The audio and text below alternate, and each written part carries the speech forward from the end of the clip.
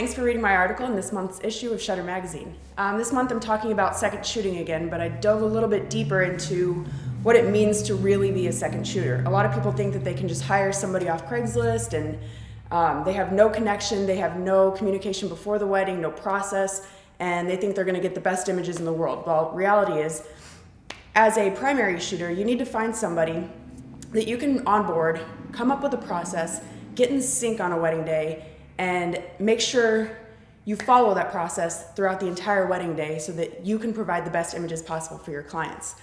Sal and I have worked together for about 2.5 years of me actually shooting under him.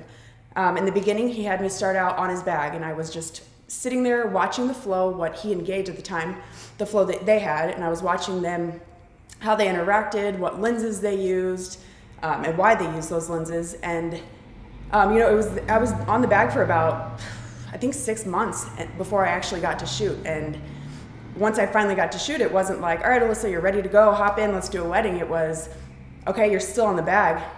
We got some downtime. Sal would give me his camera and be like, go make that candle look interesting. Okay, no pressure. So I would go and I would take a picture of a candle of what I thought was interesting, and he would just shred it. And it was like, this is why it's not good, this is why it's not good, this is why it's not good. And that's how we operate as a team, actually. We never dwell on, yay, good job, that was awesome, but, it's always, this is what's wrong, this is what's wrong, this is how you fix it. So there's leniency in the first time you do something that's not right, a little bit more leniency on the second time, but if you do it a third time, no way. So, part of being in sync on a wedding day, it's really about front-facing to your client. So, I mean, we run a bunch of different other companies. So, weddings, we still shoot weddings about, 30 to 40 weddings a year. So we are still busy shooting. But when we come in the morning right before a wedding, we could be doing 90 other different things.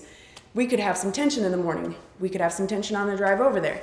But the second we get in front of our clients, game on, game faces. We're best friends. We never fight. This is the best day of our lives kind of thing. So that's what I mean by getting in sync with each other. Another part of being in sync with each other is, as a second shooter, figuring out how your primary operates. When we roll up on a scene, I ask him what he sees. He can give me just a brief overview of what he's seeing in that moment. I'll know what lens he wants, if he's going to use off-camera flash, and what lens I should be using. That runs true for any part of the day. It's bride prep, groom prep. I know in this moment, he's using this lens, I'm using this lens. So I get his ready, then I get mine ready. Everything I do as far as being a second shooter on a wedding day is to make his job easier, and I make it easier for him to connect with the client, because that is the most important thing. The client has to have the best experience possible. So I hope you enjoyed reading the article. I'll see you next month.